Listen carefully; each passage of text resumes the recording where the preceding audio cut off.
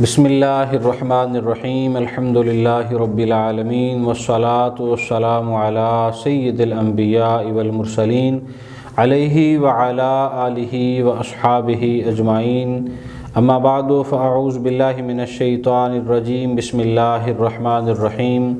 मुअज़्ज़ज़ सामीन व नाज़रीन, नूर रमज़ान अफ्तार ट्रांसमिशन के 8वें प्रोग्राम के साथ आपकी खिदमत में हाज़िर हैं। आज 8 रमज़ानुल मुबारक है और अल्लाह ताला की रहमतें हम पे बरस रही हैं। जो रहमत वाला अशरा है वो इख्तिताम की तरफ जा रहा है। हम आपके साथ रोज़ाना की बुनियाद पे एक मेहमान के साथ किसी न किसी एक उन्वान पर आप तक इस्लाम के अहकामात पहुँचाने की कोशिश करते हैं ताकि दीनों मिल्लत की फ़लाह व बहबूद में हम अपना किरदार अदा कर सकें, मिल्लत की तामीर में, मिल्लत की तरक्की में हम अपना हिस्सा डाल सकें। आज हमने जो उन्वान का इंतखाब किया है वो है कि इस्लाम में हुकूकुल इबाद और हमारी ज़िम्मेदारियाँ। आज एक मरतबा फिर मौलाना मोहम्मद अब्दुल बासित मुस्तफ़ाई हमारे साथ शरीक गुफ्तगू होंगे, जो कि अक्सर बेशतर हमारे प्रोग्राम्स का हिस्सा बनते हैं, हमारे मेहमान ठहरते हैं। आपका मुतअद्दिद बार मैं तारफ़ पहले भी पेश कर चुका। आप बिहम्दिही ताला तंज़ीमुल मदारिस अहले सुन्नत पाकिस्तान से फ़ासिल दरस निज़ामी हैं और उसके साथ साथ मदीना यूनिवर्सिटी फैसलाबाद से एमफिल कर रखा है और इंशाअल्लाह बहुत जल्द आप एक पीएचडी स्कॉलर होंगे। आप धीमे अंदाज की गुफ्तगू करने का मलका रखते हैं और आपकी गुफ्तगू की मुमासलत मौलाना साक़िब रज़ा मुस्तफ़ाई साहब के साथ मिलती है और मौलाना अब्दुल बासित मुस्तफ़ाई साहब मौलाना साक़िब रज़ा मुस्तफ़ाई साहब के फैज़ याफ्ता लोगों में आपका शुमार होता है। मौलाना अब्दुल बासित मुस्तफ़ाई साहब खुश आमदीद कहता हूँ, वेलकम करता हूँ और मैं बारे दीगर आपका शुक्रगुज़ार हूँ कि आप हमारे इस नूर रमज़ान अफ्तार ट्रांसमिशन के लिए वक्त निकालते हैं और हमारे सामीन और नाज़रीन आपकी शीरीं गुफ्तगू से लुत्फ़ अंदोज़ होते हैं। हम अपने उन्वान की तरफ बढ़ते हैं। आज हम हुकूकुल इबाद, इस्लाम ने जो हुकूकुल इबाद का हुक्म दिया है वो क्या क्या हैं उनको इख्तिसार के साथ थोड़ा थोड़ा करके बयान करेंगे और फिर हम देखेंगे कि इसमें अब मौजूदा दौर में हमारी ज़िम्मेदारियां क्या बनती हैं। मौजूद नाज़रीन, हम आज के उस उन्वान में वालिदैन के हुकूक़ को भी बयान करने की कोशिश करेंगे, हम पड़ोसियों के हुकूक़ को भी बयान करने की कोशिश करेंगे, बहन भाइयों के, मियाँ के, बीवी के और इसी तरह अक़लियतों के जो हुकूक़ हैं, हमारे साथ जो बसने वाले दूसरे इंसान हैं उनके हम पर क्या क्या हुकूक़ हैं, इस्लाम ने हम पर क्या क्या चीज़ें नाफिज फरमाई हैं। मौलाना अब्दुल बासित मुस्तफ़ाई साहब अपनी गुफ्तगू का आगाज़ फरमाएँ कि हुकूकुल इबाद की अहमियत क्या है, उसके बाद फिर बितरतीब हम आगे बढ़ते हैं। बिस्मिल्लाहिर्रहमानिर्रहीम। मैं एक बार फिर आपका शुक्रगुज़ार हूँ कि आज अशरा रहमत तकरीबन अपने इख्तिताम की जानिब बड़ी तेज़ी से बढ़ रहा है और आज की जो नूर रमज़ान ट्रांसमिशन है इसमें जो आपने उन्वान मुंतखब किया जी, वो वक़्त की कह लें बहुत ही ज़रूरत है। तो आज का जो उन्वान है हुकूकुल इबाद की अहमियत इस्लाम के अंदर क्या है जी। सबसे पहले तो ये समझ लेना हमें चाहिए कि हम पर 2 तरह के हुकूक जो हैं वो लाजिम किए गए हैं जी। एक हुकूकुल्लाह जी और दूसरे को हुकूकुल इबाद कहा जाता है। बेशक। हुकूकुल इबाद की अहमियत का अंदाज़ा आप इस बात से लगा सकते हैं ये कितनी अहमियत के हामिल हैं कि इसकी अदायगी पर हमें अजर मिलता है जी, और इस को जब हम अदा नहीं करते, किसी का हक़ खाते हैं, तो इस पर हमें अल्लाह की बारगाह से सज़ा भी दी जाती है। बेशक। इसकी अहमियत का अंदाज़ा इस बात से लगा सकते हैं जी, यानी इसको अदा करने से सवाब और इसको छोड़ने से अल्लाह ताला अज़ाब देगा। जी। और हुकूकुल इबाद जो हैं वो हम सब पर एक दूसरे के लाजिम हैं। जी। जिस तरह फरमाया गया कि तुम पर किसी मुसलमान का माल खाना हराम है, किसी की इज़्ज़त تم اچھال دو یہ بھی تم پر حرام ہے۔ جی تو حقوق العباد جو ہیں وہ اتنی اہمیت کے حامل ہیں۔ اس بنیاد پر، حقوق العباد کی بنیاد پر، بعض روایات کا مفہوم ہمیں بتاتا ہے کہ حضور نے یہاں تک بتا دیا کہ جو حقوق العباد کی تکمیل کرتا ہے وہ جنتی انسان ہے، سبحان اللہ، اور جو حقوق العباد کو چھوڑ دیتا ہے اس کا ٹھکانہ جہنم ہے۔ ماشاء اللہ۔ بعض روایات کا یہ مفہوم ہے، بلکہ حضرت سیدنا عمر فاروق رضی اللہ تعالیٰ عنہ کا مجھے ایک وہ قول یاد آ گیا۔ آپ فرماتے ہیں کہ جس شخص کے انتقال پر 4 لوگ صرف گواہی دے دیں کہ یہ انسان اچھا تھا، اللہ تعالیٰ اس کو جنت میں داخل فرما دیتا ہے۔ ماشاء اللہ، صرف 4 لوگ۔ سبحان اللہ، سبحان اللہ۔ تو حقوق العباد اتنی اہمیت کے حامل ہیں۔ ہمارے معاشرے میں ہوتا کیا ہے، جیسے رمضان جا رہا ہے جی تو کئی لوگ ایسے کرتے ہیں کہ رمضان میں اللہ تعالیٰ سے معافی مانگتے ہیں، کسی کے ساتھ زیادتی کی ہوتی ہے لیکن معافی ہم اللہ تعالیٰ سے مانگ رہے ہوتے ہیں۔ نو ڈاؤٹ کہ اللہ تعالیٰ نہیں معاف کرنا ہے، بے شک، لیکن یہ معافی کا جو کنسپٹ ہے، جو تصور ہم نے اسلام نے ہمیں دیا وہ ہے کیا بیسیکلی، جی جس کو سمجھنے کی ضرورت ہے۔ جی آپ نے کسی کی جائیداد پر قبضہ کر لیا تو اللہ تعالیٰ سے معافی مانگنا شروع کر دی۔ بہن کو وراثت میں سے حصہ نہیں دیا، اللہ تعالیٰ سے معافی مانگنا شروع کر دی۔ کسی کے پیسے ہڑپ کر لیے، اللہ تعالیٰ سے معافی مانگنی شروع کر دی۔ کسی کو قتل کر دیا، اللہ تعالیٰ سے معافی مانگنی شروع کر دی۔ چوری کی، ڈاکہ زنی کی، یا دیگر معاملات جو بھی اخلاقی بیماریاں ہیں ہمارے معاشرے میں، جی وہ سب کر لینے کے بعد یا تو ہم حج پر چلے گئے، یا ہم مسجد میں آ گئے، یا کسی بزرگ کے پاس جا کر دعا کروا لی، اور ہم یہ سمجھ بیٹھتے ہیں کہ یہ جتنے بھی ہم نے لوگوں کے حقوق کھائے ہیں، غصب کیے ہیں، حق کھائے ہیں، وہ اللہ تعالیٰ ہمیں معاف کر دے گا۔ جبکہ حضور علیہ الصلوۃ والسلام کی حدیث کا مفہوم ہے کہ اللہ اس وقت تک معاف نہیں کرے گا جب تک وہ بندہ معاف نہیں کرے گا۔ میں نے آپ کا کوئی حق کھایا ہے اللہ، تو جب تک آپ مجھے معاف نہیں کریں گے اللہ ہمیں معاف نہیں کرے گا۔ اتنی اندھیر نگری نہیں ہے، اللہ، وہاں عدل کیا جائے گا۔ تو یہ کیا بات ہوئی، یہاں بھی میں نے آپ کا حق غصب کر لیا، وہاں بھی اللہ تعالیٰ مجھے جنت دے دے، ایسا نہیں ہوتا۔ ہاں لیکن اس میں ایک یہ بات ہے، یہ جو علماء کہتے ہیں بڑی خوبصورت بات ہے کہ جب اللہ تعالیٰ سے معافی مانگی جاتی ہے تو اللہ تعالیٰ معاف کر دیتا ہے۔ تو اس پر علماء نے بڑی خوبصورت بات کی۔ جب ہم اللہ تعالیٰ سے معافی مانگ رہے ہوتے ہیں نا، جی اس کا مطلب یہ ہوتا ہے، اس کا مفہوم یہ ہوتا ہے، علماء نے بیان کیا، میں نے اگر کسی کا حق غصب کیا ہے، کسی کی جائیداد پر قبضہ کیا ہے، اب میں اللہ تعالیٰ سے معافی مانگوں اللہ مجھے معاف کرے، اس کا مطلب کیا ہے؟ اس کا مطلب یہ ہے پہلے میں اس کا حق واپس کروں پھر اللہ تعالیٰ سے معافی مانگوں۔ اس چیز کی کہ میں نے اس کا حق زیادتی کی تھی اس کے ساتھ، جی جی بے جتنا وقت وہ میرے ظلم کو برداشت کرتا رہا، اس وقت کے لیے، اس لمحات کے لیے اللہ تعالیٰ سے معافی مانگی جاتی ہے، نہ کہ کسی کا حق غصب کر لیا اور پھر اس پر اللہ تعالیٰ سے معافی مانگ لی۔ اسی طرح ہمارے معاشرے میں لوگ بہنوں کو جائیداد میں سے حصہ نہیں دیتے اور یہ سمجھ لیتے ہیں کہ ہم اللہ تعالیٰ سے معافی مانگ لیں گے، بڑی سوکھی جی گل ہے، وہ پنجابی میں کہہ دیتے نا، بڑی آسان سی بات ہے، اللہ تعالیٰ سے معافی مانگ لیں، ہاتھ ہی تو اٹھانا ہے، اللہ، جبکہ ایسی بات نہیں ہے۔ حقوق العباد کی اہمیت بڑی خوبصورت ہے، بلکہ مجھے یہاں پر ایک شعر یاد آ گیا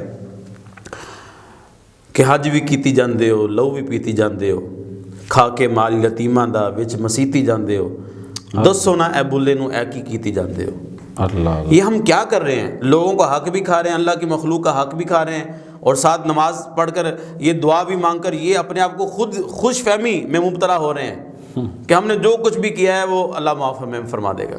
ایک ہم کسی کا حق کھاتے ہیں، ایک کوڑی بھی کسی کا حق، ہم ایک پیسہ بھی کسی کا کھا لیتے ہیں تو کل قیامت والا دن ہوگا، ہمیں کہا جائے گا کہ تم اس کے پیسے واپس کرو، تو وہاں پر پیسے تو نہیں ہوں گے، درہم اور دینار تو نہیں نیکیوں ہوں کے گے، تبادلے ہوں گے، نیکیوں کا پھر تبادلہ ہوگا۔ اللہ اللہ، اور کل قیامت والے دن سب سے مفلس شخص وہ ہوگا جس نے بندوں کے ساتھ زیادتی کی ہوگی۔ کل قیامت والے دن کہا جائے گا بندے کو بدلہ دو، یہ تم نے اس کے ساتھ زیادتی کی تھی، تو وہ کہے میرے پاس تو نہیں ہے، پھر اس کی نیکیاں ادھر ٹرانسفر کر دی جائے گی۔ اللہ، اور پھر بھی لوگ کھڑے ہوں گے کہ اس نے ہمارے بھی پیسے دینے ہیں، اس نے ہمارے ساتھ بھی زیادتی کی تھی، پھر کیا ہوگا؟ اس کے پاس تو نیکیاں ختم ہو چکی ہوں گی، جی پھر کیا ہوگا؟ علماء کہتے ہیں کہ روایات میں یہ چیز آتی ہے کہ ان کے گناہ، جن کے اس نے حق غصب کیا ہوگا جن کا، ان کے گناہ اس کے خاتے میں ڈال دیے جائیں گے، اللہ، اور پھر اس طرح گناہوں کا بوجھ لے کر وہ جو انسان ہے وہ جہنم میں داخل کر دیا جائے گا۔ تو حقوق العباد کی بڑی اہمیت ہے، بلکہ میرے رسول اللہ صلی اللہ علیہ وسلم کی بارگاہ میں ایک عورت کا تذکرہ کیا گیا جو بڑی نیک خاتون تھی۔ جب حضور کی بارگاہ میں تذکرہ کیا گیا تو آقا علیہ الصلوۃ والسلام نے پوچھا کہ مجھے یہ بتاؤ کہ اس کا اپنے ہمسایوں کے ساتھ سلوک کیسا ہے؟ جی تو جب یہ بات کہی گئی تو آقا علیہ الصلوۃ والسلام کی بارگاہ میں صحابہ نے کہا یا رسول اللہ اس کا اپنے ہمسایوں کے ساتھ سلوک ٹھیک نہیں ہے. تو آقا علیہ الصلوۃ والسلام نے فرمایا وہ عورت جہنمی عورت ہے. اللہ اللہ اللہ. اسی طرح ایک دوسری عورت کا تذکرہ کیا گیا جس کے اعمال صالحہ معمول کے تھے جی لیکن اس کا اپنے ہمسایوں کے ساتھ سلوک بڑا اچھا تھا, بڑا خوبصورت تھا, اس کا کردار بڑا روشن تھا.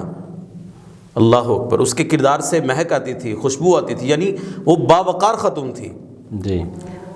تو جب حضور کی بارگاہ میں عرض کیا گیا تو آقا علیہ الصلوۃ والسلام نے پوچھا کہ اس کا اپنے ہمسایوں کے ساتھ سلوک کیسا ہے؟ بتایا گیا کہ یا رسول اللہ بڑا ہی اچھا سلوک ہے. جی. تو آقا علیہ الصلوۃ والسلام نے فرمایا وہ جنتی عورت ہے. تو اللہ کے بندوں کے ساتھ معاملات ٹھیک ہیں تو جنت کی خوشخبری. اللہ کے بندوں کے ساتھ معاملات ٹھیک نہیں ہیں تو ہمیں جہنم کی وعید بھی بتائی گئی ہے. اس لیے ہمیں چاہیے کہ ہم حقوق العباد کی اہمیت کو سمجھتے ہوئے اللہ کے بندوں کے جو حقوق ہیں ان کو ادا کرنے کی کوشش کریں. جی ناظرین, حقوق العباد کے اسلام میں کیا احکامات ہیں, اس کی اہمیت فضیلت کیا ہے, اس پر ہم آج گفتگو کرنے کی کوشش کر رہے ہیں. یہاں پہ ہم ایک چھوٹی سی بریک لیں گے اور دوبارہ جلد آپ کی خدمت میں حاضر ہوں گے. ہمارے ساتھ رہیے.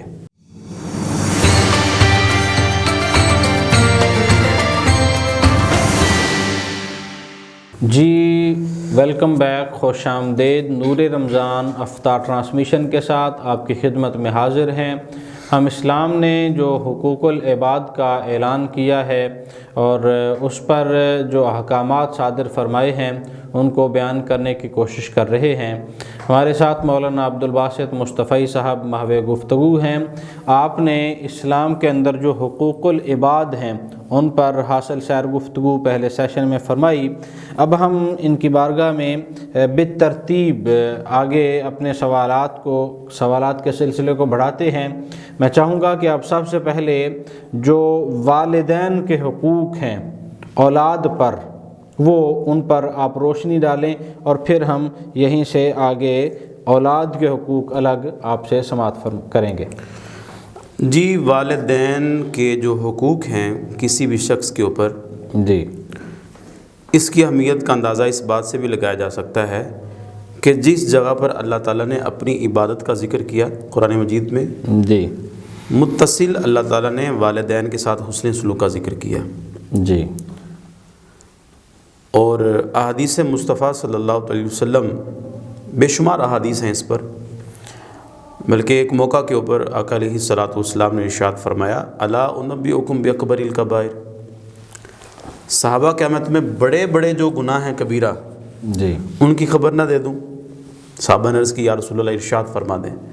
تو فرمایا الاشراک باللہ, اللہ کے ساتھ کسی کو شریک ٹھہرانا, وعقوق الوالدین, اور فرمایا والدین کی نافرمانی کرنا. اس کو بڑا کبیرہ گناہ کہا گیا ہے. اور میں اکثر یہ بات کہا کرتا ہوں جس گناہ کو خود رسول اللہ نے بڑا کہا وہ کتنا بڑا ہوگا, اللہ کتنا بڑا ہوگا جس کو رسول اللہ نے کہا یہ بڑا گناہ ہے. بے شک بے شک بالکل. تو والدین کے جو حقوق ہیں ان کو شریعت میں بڑے خوبصورت انداز میں بیان کیا گیا, بلکہ حضور علیہ الصلوۃ والسلام نے جو حقوق متعین کیے ہیں ان کی جو تفصیل اگر ان میں جائیں ہمیں ایک بڑی خوبصورت چیز نظر آتی ہے. علماء فرماتے ہیں کہ والدین کا سب سے پہلا جو حق ہے نا اولاد کے اوپر وہ یہ ہے کہ ان کی عزت اور تکریم کی جائے, ان کو عزت دی جائے. جی. اور عموماً ہوتا یہ ہے کہ جب والدین جوان ہوتے ہیں نا, بچے چھوٹے ہوتے ہیں, جی تو والدین کی عزت بھی کی جا رہی ہوتی ہے, ان کے ساتھ نرمی سے بھی پیش آیا جا رہا ہوتا ہے, ایسے ہی. لیکن جیسے ہی والدین بوڑھے ہو جاتے ہیں اس وقت انسان کے اوپر یہ چیز آتی ہے کہ ہم اس وقت دیکھیں کہ اس وقت بڑھاپے میں ہم ان کے ساتھ کیسا سلوک کر رہے ہیں.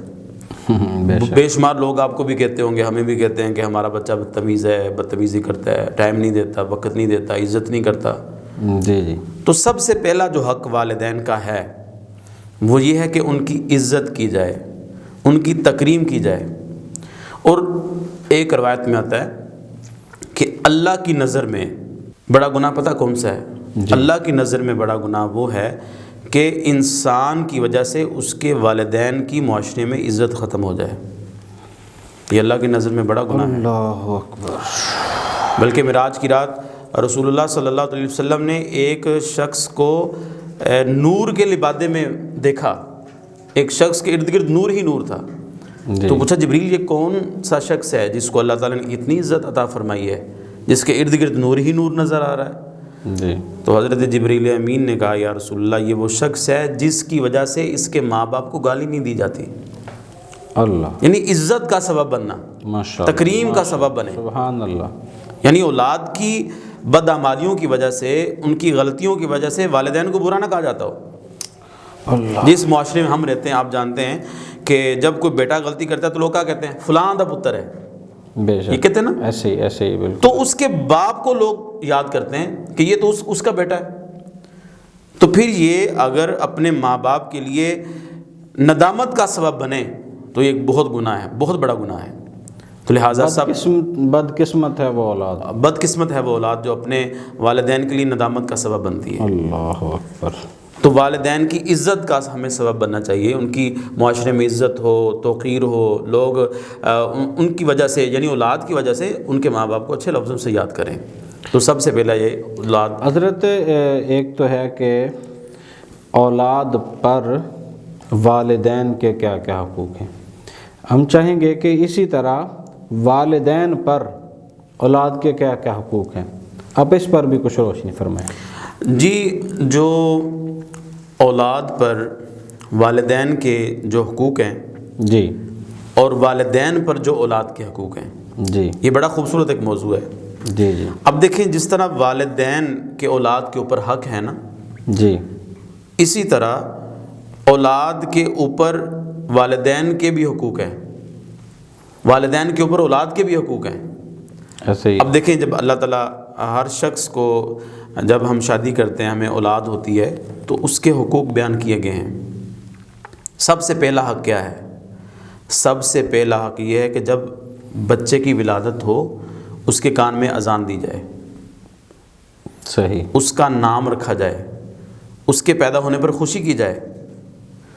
اور اس میں یہ بھی اپنے ناظرین کو بتانا چاہوں کہ ہمارے معاشرے میں ایک ایسا ماحول کریٹ کر دیا گیا، پیدا کر دیا گیا، لوگوں کے ہاں بچے پیدا ہوتے ہیں نا، آپ نے بھی مساجد میں دیکھا ہوگا، جی، نماز کے بعد لوگ مٹھائیاں تقسیم کر رہے ہوتے ہیں، ٹوکریوں میں تقسیم کر رہے ہوتے ہیں، جی ہاں ساڈے منڈا ہویا۔ جی ایسے ہی۔ لیکن میں نے بہت کم دیکھا ہے لوگوں کو کہ لوگوں کے ہاں بیٹی پیدا ہو لوگ مٹھائیاں تقسیم کریں، تو یہ زیادتی ہے بیٹیوں کے ساتھ اس معاشرے کے اندر۔ ایسے ہی بالکل، بے شک۔ تو جب بیٹا اللہ تعالیٰ نے دیا ہے وہاں پر آپ خوشی کر رہے ہیں، تو جب اللہ تعالیٰ نے بیٹی دی ہے تو وہاں پر بھی ہمیں خوشی کرنے کا مزاج رکھنا چاہیے۔ بلکہ ایک بڑی خوبصورت بات کہ جب کسی کے گھر میں بیٹی ہوتی ہے نا، جی، تو اللہ کے فرشتے اللہ کے حکم سے اس گھر میں یہ اعلان کرتے ہیں کہ اب تمہیں فکر مند ہونے کی ضرورت نہیں ہے، اس کی ذمہ داری اللہ کے ذمہ پر ہے۔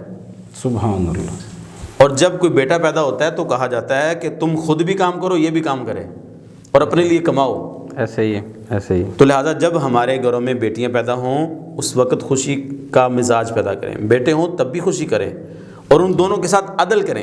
یہ بھی ایک معاشرے کا المیہ ہے کہ ہم عدل نہیں کرتے، بیٹے کے درمیان بھی بیٹی کے درمیان بھی۔ وقرہ بن حابس حضور علیہ السلام کی بارگاہ میں موجود تھے، تو آقا علیہ السلام غالباً حضرت امام حسن رضی اللہ تعالیٰ عنہ سے جی، آپ پیار فرما رہے تھے، تو کہا یا رسول اللہ آپ، میرے تو 10 بیٹے ہیں، میں تو ان سے اتنی محبت نہیں کرتا۔ جی، تو رسول اللہ صلی اللہ علیہ وسلم نے ارشاد فرمایا جو رحم نہیں کرتا اس پر بھی رحم نہیں کیا جاتا۔ اللہ۔ اور ایک موقع کے اوپر جب حضور کی بارگاہ میں ایک صحابی حاضر خدمت ہوئے کہ میں نے یہ اپنا چیز اپنے فلاں بیٹے کے نام کر دی ہے، تو اس بارے میں آپ گواہ بن جائیں۔ تو رسول اللہ صلی اللہ علیہ وسلم نے پوچھا کیا تم نے یہ والی چیز، اس طرح کی چیزیں باقی بیٹوں کو بھی تقسیم کی ہیں، باقی بیٹوں کے نام بھی لگائی ہیں؟ کہا نہیں۔ تو حضور نے فرمایا میں ظلم پر گواہ نہیں بننا چاہتا، میں ظلم پر گواہ نہیں بنوں گا۔ تو اولاد کے جو حقوق ہیں والدین کو چاہیے کہ والدین اولاد اللہ تعالیٰ نصیب کرے تو ان کے نام بھی اچھے رکھیں، جی، ان کی ولادت پر خوشی کا اظہار بھی کریں، اور ان کے درمیان عدل کریں۔ یہاں ایک بات میں یہ بھی بتانا چاہوں کہ یہ بھی ایک دوڑ لگی ہوئی ہے ہمارے معاشرے کے اندر، ہمیں بھی لوگ پوچھتے ہیں، آپ کے جامعہ کے اندر بھی کالز آتی ہوں گی، دارالفتاح میں لوگ نام ایسے ایسے نام لوگ بچوں کے رکھتے ہیں کہ ان کا معنی اور اس کا مفہوم کیا ہوتا ہے وہ کسی کو پتہ ہی نہیں ہوتا. ایسے ہی یہ دوڑ لگی ہوئی ہے ہمارے معاشرے میں کہ ایسے منڈے دا وہ نام رکھی جڑا کسے دا نہ ہوئے. کسی کو کہتے ہیں یار عبداللہ نام رکھ لو, عبد الرحمن نام رکھو, کتنے خوبصورت نام ہے. لوگ کہتے ہیں یہ تو ہمارے چچے کے بیٹے کا بھی نام ہے, یہ تو پھپھو کے بیٹے کا نام ہے. اس چیز سے ہمیں باہر نکلنا ہوگا. جیسے حضور علیہ الصلوۃ والسلام نے فرمایا جیسے جیسے ہم جدیدیت کی طرف جا رہے ہیں وہ نام بھی جدید آ رہے ہیں. نام بھی جدید. پہلے انبیاء کے نام پہ, اصحاب کے نام پہ نام تھے, وہ کوئی عبداللہ تھا, کوئی ابراہیم تھا, کوئی یوسف, کوئی یونس تھا. اب شاید اس سے بھی ہمارا معاشرہ محروم ہو رہا ہے. اور ایسے نام رکھے جاتے ہیں بعض اوقات کہ وہ کیونکہ آپ کا ہمارا جو تعلق ہے وہ پڑھنے پڑھانے کے ساتھ ہے, دینی جامعات کے ساتھ ہمارا تعلق ہے, تو اس جو نام کا معنی ہوتا ہے وہ ہمیں نہیں سمجھ آ رہا ہوتا ہے یار اس کا کیا معنی ہو سکتا ہے. بالکل ایسے ہی. لیکن لوگ کہتے ہیں کہ جی وہ یہ فلاں ڈرامے میں ہم نے کسی کردار کا نام دیکھا تھا لہٰذا ہم نے اپنے بیٹے کا نام یہ رکھنا ہے. تو لہٰذا یہ بھی اس طرف ہمیں آنا ہوگا کہ ہم اپنے بیٹوں کے نام, بچیوں کے نام, دیکھیں کتنا خوبصورت نام ہے. اللہ تعالیٰ نے آپ کو بیٹی دی ہے تو اس کا نام فاطمہ رکھیں. بیٹی دی ہے اس کا نام زینب رکھیں, ام کلثوم رکھیں, رقیہ رکھیں, عائشہ رکھیں, خدیجہ الکبریٰ سلام اللہ علیہا کے نام پر ان کا نام رکھیں. یعنی حضور کی جو ازواج ہیں, جو صحابیات ہیں, ان کے نام پر رکھنے چاہیے. اور اسی طرح حضور علیہ الصلوۃ والسلام کی بارگاہ میں ایک شخص حاضر خدمت ہوا, یا رسول اللہ, اللہ تعالیٰ نے مجھے بیٹا دیا ہے, بتائیں میں کیا نام رکھوں. جی. تو حضور علیہ الصلوۃ والسلام نے فرمایا اس کا نام میرے چچا کے نام پر رکھو, یعنی اس کا نام حمزہ رکھو. تو کتنا خوبصورت نام ہے حمزہ, ماشاءاللہ, کتنا خوبصورت نام عبد الرحمن, تو عبداللہ.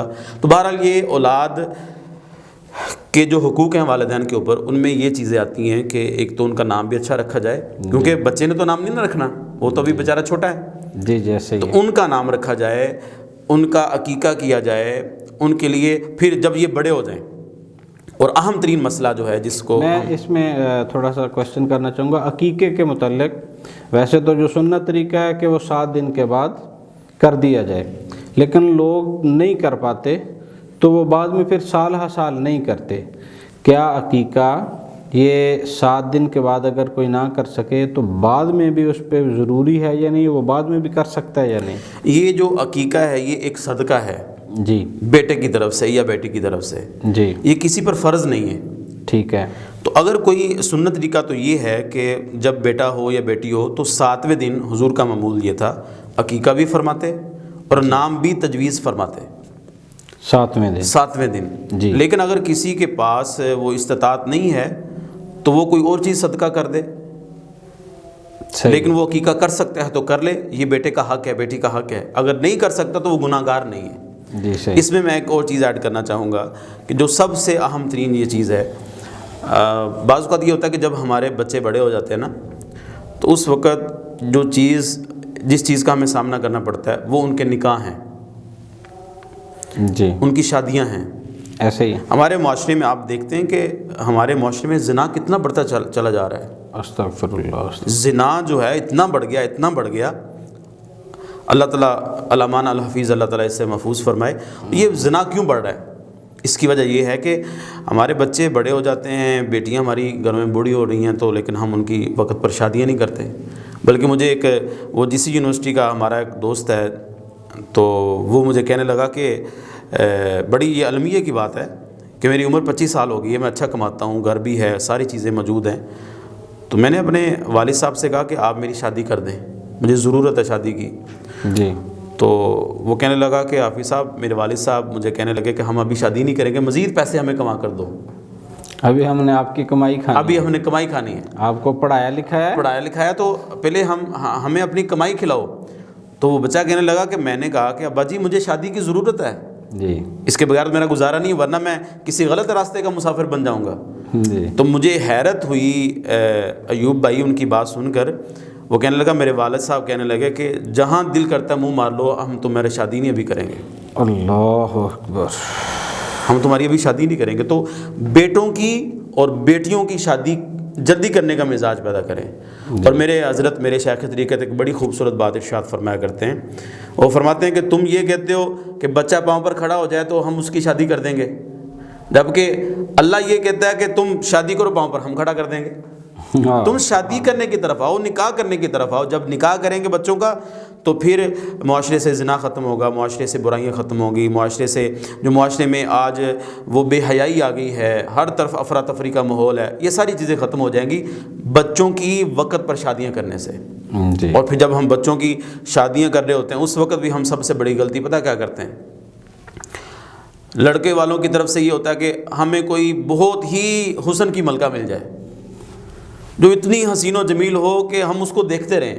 اور بچے کو جب دیکھنے والے جاتے ہیں بچی والے، اس وقت یہ کہتے ہیں کہ بچے پاس گاڑی ہے، اب بچے کے پاس مال کتنا ہے، گھر اپنا ہے. یہ ساری کیا معاشرے میں، جس معاشرے میں آپ اور میں رہتے ہیں، کیا ہم بچی کا رشتہ جب دیکھنے جائیں یا بچے کا رشتہ دیکھنے جائیں تو کتنے % لوگ، کتنے فیصد لوگ یہ سوال پوچھتے ہیں بیٹا تم نماز پڑھتے ہو یا نہیں پڑھتے؟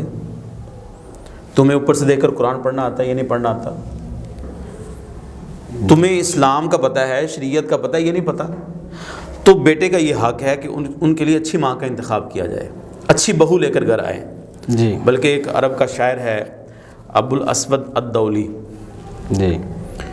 وہ ایک دن اپنے بیٹوں سے کہنے لگا کہ جب تم چھوٹے تھے میں نے اس وقت تم پر احسان کیا، بڑے ہوئے اس وقت بھی میں نے تم پر احسان کیا، بلکہ جب تم ابھی پیدا ہی نہیں ہوئے تھے میں نے اس وقت بھی تم پر احسان کیا. صحیح. پیدا ہی نہیں ہوئے تھے. انی احسنت لکم صغارا او کبارا او قبل ان تولد، کہ جب تم ابھی پیدا ہی نہیں ہوئے تھے میں نے اس وقت بھی تم پر احسان کیا. تو حیرت والی بات ہے. وہ بچے کہنے لگے ابا جان جب ہم پیدا ہی نہیں ہوئے تھے اس وقت آپ نے ہم پر کون سا احسان کر دیا؟ جی. تو وہ کہنے لگے کہ اس وقت میں نے تم پر یہ احسان کیا کہ میں نے تمہارے لیے ایسی ماں کا انتخاب کیا جس کی وجہ سے تمہیں گالی نہیں دی جاتی، یعنی اچھی ماں کا انتخاب کیا. اللہ. بلکہ حضور نے فرمایا کہ صحابہ گندگی کے ڈھیر پر اگے ہوئے سبزے سے بچو. تو عرض کی گئی یا رسول اللہ یہ گندگی کے ڈھیر پر اگا ہوا سبزہ کیا ہے؟ جی. تو حضور نے فرمایا المرأۃ الحسنی فی منبت السوء، وہ عورت جو اچھے گھر میں نہیں ہے، اس کا حسب و نسب ٹھیک نہیں ہے لیکن خوبصورت ہے، تم اس وجہ سے شادی کر لیتے ہو کہ یہ تو خوبصورت ہے. جی. لہٰذا جب بھی اپنے بیٹے کا، اپنی بیٹی کا نکاح کریں تو دین کی وجہ سے ہمیں چاہیے ہم کو دیندار شخص ڈھونڈیں بیٹی کے لیے اور دیندار بہو ڈھونڈیں اپنے بیٹے کے لیے. جی. تو یہ اولاد کے جو بنیادی جو حق ہیں والدین کے اوپر ہیں، جس کو شریعت نے بڑے ہی وضاحت میں تفصیل کے ساتھ مفصل انداز میں بیان کر دیا ہے. جی معزز ناظرین، یاد رکھیے کہ اگر اللہ تعالیٰ نے آپ کو اولاد کی نعمت سے نوازا ہے اور اس نعمت میں بیٹی بھی موجود ہے اور بیٹا بھی موجود ہے، تو آپ پر یہ چیز لازم ہے کہ آپ جس طرح عزت و تکریم بیٹے کو دے رہے ہیں وہ عزت و تکریم بیٹی کا بھی اسی طرح ہی حق ہے. جیسے بیٹے کی رگوں میں آپ کا خون ہے ویسے ہی بیٹی کی رگوں میں بھی آپ ہی کا خون ہے. اگر آپ سمجھتے ہیں کہ گھر کے اندر ناشتے میں پراٹھا کھانا بیٹے کا تو حق ہے لیکن بیٹی پراٹھا نہ کھائے چونکہ گھی کا ضیاع ہے، تو یاد رکھیے یہ ویسے تو ایک چھوٹی سی بات ہے لیکن یہ آپ بہت بڑی ناانصافی کی بنیاد رکھ رہے ہوتے ہیں. آپ ان چیزوں سے اگر پرہیز کریں اور بیٹیوں کو اسی طرح عزت دیں جس طرح بیٹوں کو عزت دی جاتی ہے، بیٹیوں کو وراثت میں حصہ دیتے ہوئے ویسے ہی خوشی محسوس کریں جیسے آپ بیٹوں کو وراثت میں حصہ دیتے ہوئے خوش ہوتے ہیں، تو یقیناً رب تعالیٰ کی اس میں آپ رضا حاصل کرنے میں کامیاب ہو جائیں گے.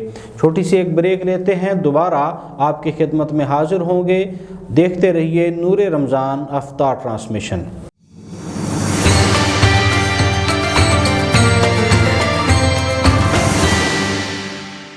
جی ویلکم بیک، خوش آمدید. نور رمضان افطار ٹرانسمیشن کے اس 8ویں پروگرام کے تیسرے سیشن میں آپ کی خدمت میں ہم حقوق العباد اور اپنی ذمہ داریاں ان کو بیان کرنے کی کوشش کر رہے ہیں.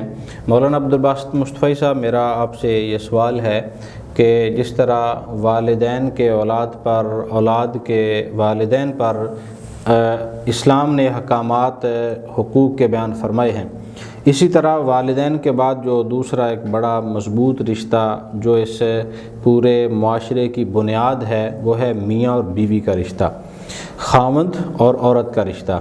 اس میں خامد کے عورت پر اور عورت کے خامد پر کیا حقوق ہیں اس کو اختصاراً بیان فرمائیں، تاکہ ہم اپنے وقت میں رہتے ہوئے کچھ اور چیزیں بھی بیان کریں، تاکہ اپنے پروگرام میں ہم زیادہ سے زیادہ لوگوں تک یہ احکامات پہنچانے کی کوشش کریں۔ اسلام میں جو بیوی کا ایک رشتہ ہے نا، جی اپنے اندر ایک بہت بڑی اہمیت کا حامل ہے۔ جی، جہاں یہ ارشاد فرمایا گیا کہ کل قیامت والے دن سب سے پہلے اول ما یحاسب بہ العبد یوم القیامت الصلاۃ، کہ سب سے پہلے نماز کے بارے میں سوال ہوگا۔ یہ عبادات کی بات کی جا رہی ہے۔ معاملات میں سب سے پہلے بیوی کے بارے میں سوال کیا جائے گا کہ تم نے بیوی کے ساتھ سلوک کیسا کیا، تمہارا سلوک کیسا تھا۔ یعنی یہ ایک بنیادی اہمیت کا حامل رشتہ ہے۔ بلکہ میرے حضور علیہ الصلوۃ والسلام نے ارشاد فرمایا کہ خیرکم خیرکم لاہلی وانا خیرکم لاہلی، کہا کہ تم میں سے بہتر وہ ہے جو اپنے گھر والوں کے لیے بہتر ہے، جی، اور میں تم سب میں سے اپنے گھر والوں کے لیے سب سے زیادہ بہتر ہوں۔ جی، تو سب سے پہلی بات تو یہ ہے کہ میاں بیوی کے اندر اعتماد کا رشتہ ہونا چاہیے۔ جی، اعتماد ہونا چاہیے، شوہر کو بیوی کے اوپر اور بیوی کو شوہر کے اوپر اعتماد ہونا چاہیے، ہر طرح کا اعتماد ہونا چاہیے۔ جی، اور پھر بیوی کو کہا گیا کہ مرد تمہارا حاکم ہے، اگر اللہ کے علاوہ کسی کو سجدہ جائز ہوتا، اس سے بڑھ کر کسی جملے میں کیسے مرد کے حقوق بیان کیے جا سکتے ہیں کہ اگر اللہ کے علاوہ کسی کو سجدہ جائز ہوتا، جی، بے شک، تو بیوی کو حکم دیا جاتا وہ مرد کو سجدہ کرے، اللہ، لیکن اللہ کے علاوہ کسی کو سجدہ جائز نہیں ہے۔ نہیں، بے شک، بے شک، جی، تو مرد کی غیر موجودگی میں اس کے مال کی حفاظت کرے، یہ شوہر کا بیوی کے اوپر حق ہے۔ اس کی عزت کی حفاظت کرے، جی، جس چیز کو شوہر اچھا سمجھے بیوی کا حق بنتا ہے کہ اس کو بیوی بھی اچھا خیال کرے، جی، بالکل، اور جس چیز سے شوہر منع کرے بیوی کو چاہیے اس چیز سے رک جائے۔ تو یہ بنیادی طور پر شوہر کے حقوق ہیں۔ اور دوسری طرف پھر بیوی کے بھی حقوق ہیں، جی، جی، دونوں طرف سے بات کی جاتی ہے نا، بیوی کے بھی حقوق ہیں۔ بیوی کا اب حق کیا بنتا ہے؟ شوہر جو خود کھائے وہ بیوی کو کھلائے، جی، بالکل، جیسا لباس خود پہنے اسی طرح کا لباس بیوی کو پہنائے۔ بعض اوقات ہمارے شوہر حضرات کیا کرتے ہیں، بھائی دوستوں کے ساتھ اچھا کھانا کھا لیا، لیکن بیوی کے لیے وہی بیچارہ وہ 2 دن کا وہی دال روٹی، وہی دال روٹی جو 2 دن کا پڑا ہوا سالن ہم کہتے تھے یہی وہ کھا لے۔ تو جیسا کھانا خود کھائے اسی طرح کا بیوی کو کھلایا جائے۔ اور اس پر میں بات کروں گا، آگے بڑھتے ہیں پھر مضمون کی طرف۔ کتنی یہ خوبصورت بات ہے میرے رسول کی۔ جب حضرت سیدہ خدیجہ الکبریٰ سلام اللہ علیہ کا وقت وصال قریب آیا تو انہوں نے حضرت فاطمہ الزہرا رضی اللہ تعالیٰ عنہ سے کہا کہ جاؤ اپنے بابا کے پاس ان کی وہ چادر لے کر آؤ جس میں وحی نازل ہوتی تھی۔ تو حضور کی بارگاہ میں ہی آ کر عرض کیا کہ ابا جان وہ چادر دے دیں۔ تو کہا کیا کرنی ہے؟ کہا اماں جان مانگ رہی ہیں۔ حضور نے وہ چادر دی، ساتھ ساتھ خود بھی تشریف لے آئے۔ پوچھا خدیجہ تم نے یہ چادر کیا کرنی ہے؟ جی، تو حضرت سیدہ خدیجہ الکبریٰ فرمانے لگی یا رسول اللہ میرا وقت وصال قریب ہے، میں یہ چاہتی ہوں، میری یہ خواہش ہے کہ مجھے کفن آپ کی چادر میں دیا جائے۔ سبحان اللہ، سبحان، تو رسول اللہ صلی اللہ علیہ وسلم نے پتہ یہاں پر کیا بات ارشاد فرمائی؟ جی، میرے حضور نے فرمایا کہ خدیجہ یہ تو تم نے چادر مانگی ہے، جی، اگر تم مجھ سے میرے جسم کی جلد بھی مانگو میں محمد وہ بھی اتار کر تمہیں دے دوں۔ اللہ، اللہ، یہ بیوی کا حق ہے۔ کتنی شان، کتنی شان ہے بیوی کا حق ہے۔ بیوی کو اہمیت دینے کا مزاج پیدا کرنا چاہیے۔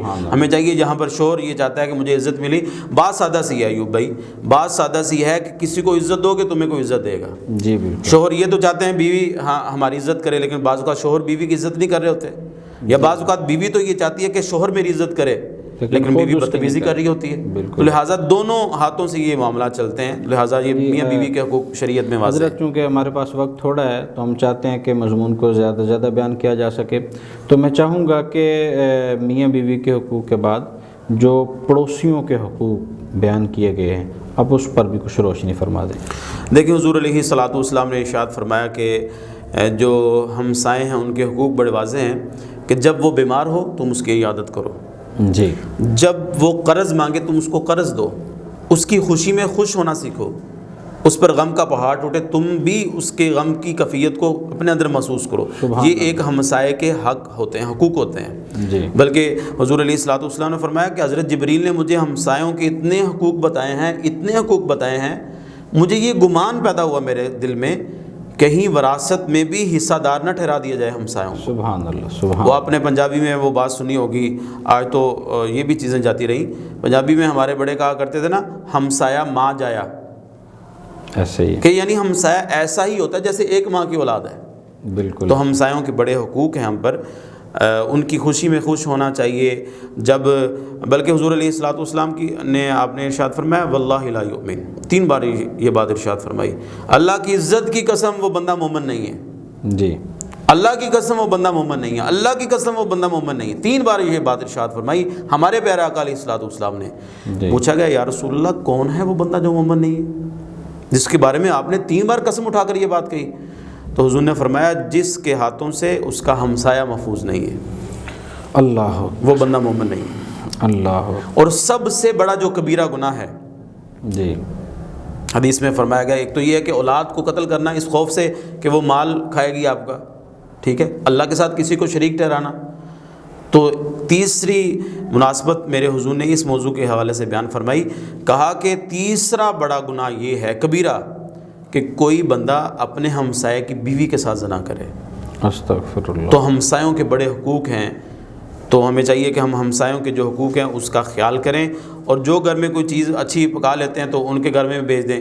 بلکہ میں یہاں پر رسول اللہ کا معمول بھی تھا کہ حضور علیہ الصلوۃ والسلام جب کبھی اچھا کھانا گھر میں پکتا تو حضرت سیدہ خدیجہ الکبریٰ کی سہیلیوں کو حضور بھجوا دیا کرتے سبحان تھے۔ اللہ، تو ہمیں بھی چاہیے، بعض اوقات یہ بھی ایک المیہ ہمارے معاشرے میں، گھر میں کوئی چیز پڑی ہے نا خراب ہو رہی ہے تو اسی کہتے ہیں چلو جی ہمسایہ کر دے آؤ۔ اللہ اللہ، جو چیز آپ نے خود اپنے لیے پکائی ہے وہ اپنے ہمسایوں کو گھر میں دے کر آئے نا، نہ کہ جو چیز پڑی کھانے کو دل نہیں کر رہا وہ بیکار چیز ہے، بیکار ہونے کے خدشے سے بچنے کے لیے اب ہمسایوں کے گھر بھیج۔ بلکہ حضور علیہ الصلوۃ والسلام کی حدیث ہے نا، حضور نے فرمایا تم اس وقت تک مومن نہیں ہو سکتے جب تک تم اپنے لیے جو چیز پسند کرتے ہو اپنے بھائی کے لیے بھی وہ چیز پسند نہ کرو، تم اس وقت تک مومن نہیں ہو سکتے۔ جی بالکل۔ تو اختتامی طور پر ہمارے پاس چند منٹ موجود ہیں، تو آپ نے ہمسایوں کے، میاں بیوی کے، آل اولاد کے، والدین کے، رشتہ دار وہ بھی چونکہ اس معاشرے کا ایک اہم جزو ہے، اس پر بھی آپ روشنی فرما دیں۔ میرے حضور علیہ الصلوۃ والسلام کا میں اکثر یہ بات کہا کرتا ہوں کہ رشتوں کو جوڑنے کے لیے اس سے بڑھ کر میرے حضور کا کوئی فرمان بہت سارے ہیں، لیکن یہ بڑا خوبصورت اور سادہ سا فرمان ہے۔ آج پتہ کیا ہوا ہمارے ساتھ، المیہ ہمارے ساتھ یہ ہوا، ٹریجڈی ہمارے ساتھ یہ ہوئی کہ ہمارے ڈراموں نے رشتوں کا بغض ہمارے سینوں میں پیدا کر دیا۔ ہم یہ سمجھتے ہیں، آپ نے دیکھا ہوگا کہ کسی کا کوئی کام بگڑ رہا ہے نا تو لوگ کہتے ہیں یہ پھپھو نے کیا ہوگا، پھپھو نے جادو کروایا۔ ایسے ہی کسی کا کوئی کام بگڑ رہا ہے تو لوگ کہتے ہیں جی خالہ سے نہیں دیکھا جاتا، ہمارے بچوں کی کامیابی خالہ سے نہیں دیکھی جاتی، یا جی ہمارے بیٹوں کی کامیابی چاچو سے نہیں دیکھی جاتی، یا ہمارے بیٹوں کی کامیابی فلاں رشتہ دار سے نہیں دیکھی جاتی۔ جبکہ یہ جو رشتے ہوتے ہیں یہ تو خاندان کا حصہ ہیں۔ فرمایا گیا، ہمیں بتایا گیا کہ تمہاری خالہ تمہاری ماں کے بعد تمہاری ماں ہے جی، اور دوسری طرف سب سے زیادہ اللہ تعالیٰ جو کسی کی دعا قبول کرتا ہے وہ کس کی کرتا ہے؟ وہ ایک بہن کی ایک بھائی کے حق میں کرتا ہے، اور آپ کے باپ کی بہن آپ کی کیا لگی؟ پھپھو۔ اور اس کو ہمارے ڈراموں نے دشمن بنا کے کھڑا کر دیا کہ پھپھو تو ہوتی ہی گھر میں بگاڑ پیدا کرنے والی ہے۔